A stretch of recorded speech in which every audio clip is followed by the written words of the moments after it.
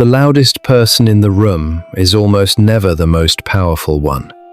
And the quiet one, the one who barely speaks, somehow walks out with everyone's respect. That's not an accident. Psychologists have studied exactly what's happening inside that room, and what they found will change the way you read every person around you. What you're about to learn will change the way you see quiet people forever.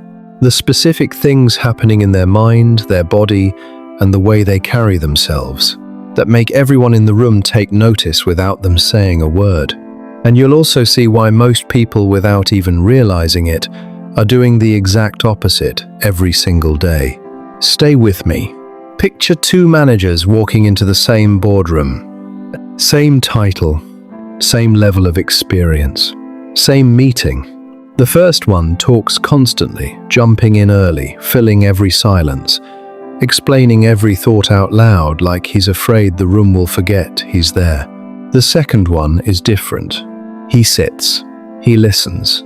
When someone makes a point, he doesn't rush to respond. And when he finally does speak, maybe 3 times the entire meeting, the room goes quiet. Not because he demanded it, because something about him made people want to hear what came next. After the meeting, researchers asked everyone in the room the same question. Who did you trust most in there? It wasn't close. Almost every single person pointed to the quiet one. And here's what's strange. When they were asked why they trusted him more, most of them couldn't explain it. They just did. That bothered the researchers, because if people couldn't explain it, that meant it wasn't a conscious decision. Something else was driving it. Something happening underneath the surface, before logic, before reason. And that's exactly what they went looking for. Here's what the researchers found. When the first manager kept talking, filling every gap, rushing to respond, the people around him were picking up on something they couldn't name. Their brains were reading his body. And what his body was saying was, "I'm nervous. I need you to approve of me." Not because he said that, he never said that, but the constant movement, the need to fill silence, the over-explaining all of it, was registering in the room as anxiety. And anxious people don't feel safe to follow. The quiet manager was doing something completely different. His words matched his body. When he spoke, he meant it. When he was silent, he was comfortable in it. There was no gap between what he felt and how he carried himself. And the human brain, which has been reading other people for survival for thousands of years, felt that immediately. It said, this person is safe. This person is sure of himself. This person can be trusted. Researchers have found this across multiple studies. People who speak less in group settings are consistently rated as more capable and more trustworthy than people who dominate the conversation. Not because they're smarter, but because silence, to the brain, looks like control. This is why the quiet person in the office gets promoted while the loudest one keeps getting managed. But here's the thing, stillness is only the surface. Underneath it, there's something else these people are doing. Something most people never develop. And it's the real reason the room listens. But here's where most people get it wrong. When they hear this, they think, okay, I just need to talk less.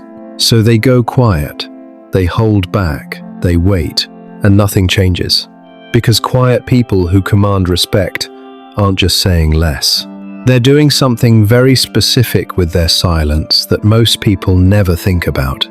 Think about the person in your life whose opinion you most want to hear.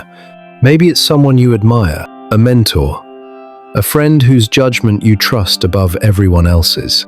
Now ask yourself, do they give that opinion freely? Probably not. They don't react to everything. They don't weigh in on every conversation. They don't jump at every moment to make themselves heard. And because of that, when they do speak, you lean in.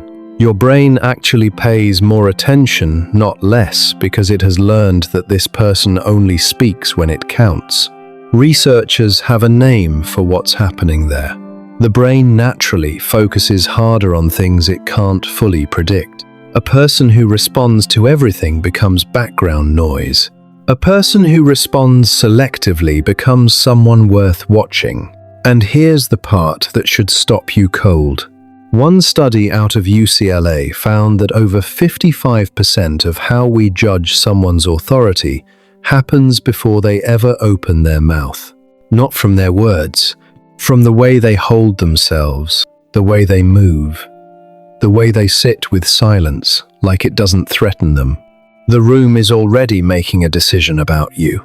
The question is, what decision are you leading them toward? So what does this actually look like in real life? Because this isn't about becoming a different person. It's about understanding what your presence is already communicating and making small adjustments that change everything. The first one is simple, but most people never do it. Before you respond to anything, a question, a comment, a challenge, wait. Not long. 2 seconds. Maybe 3. That pause does something most people don't expect. It tells the room that you're not driven by anxiety, that you don't need to fill the space, that your answer is coming from somewhere considered, not somewhere reactive.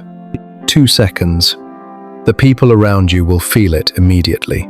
The second one is harder. Stop rescuing silence. When a conversation goes quiet, most people rush to fill it a joke, a comment, anything to break the tension.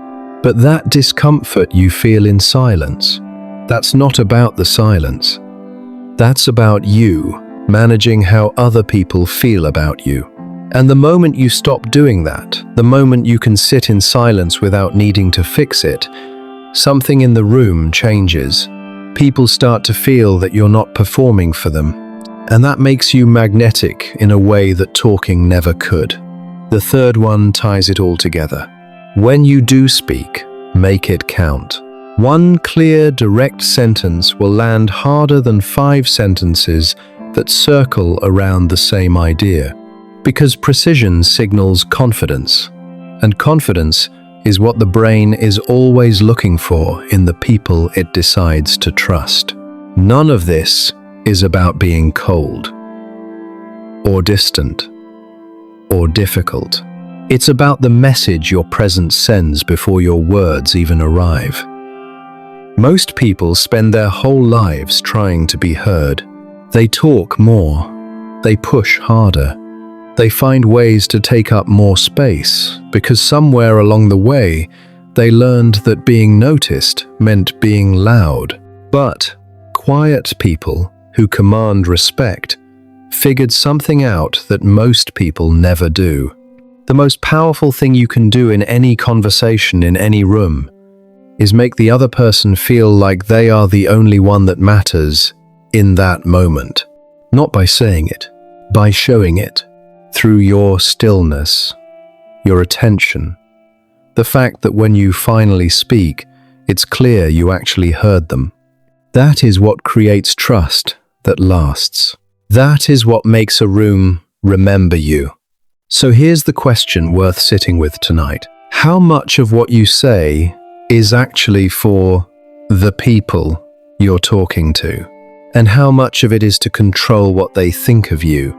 Because the answer to that question will tell you everything about the kind of presence you're building. If this made you see yourself or the people around you a little differently, there's more where that came from. Every week, we go deeper into why people do what they do, the hidden forces driving the decisions, the relationships, and the behaviors most people never stop to question. Subscribe so you don't miss it.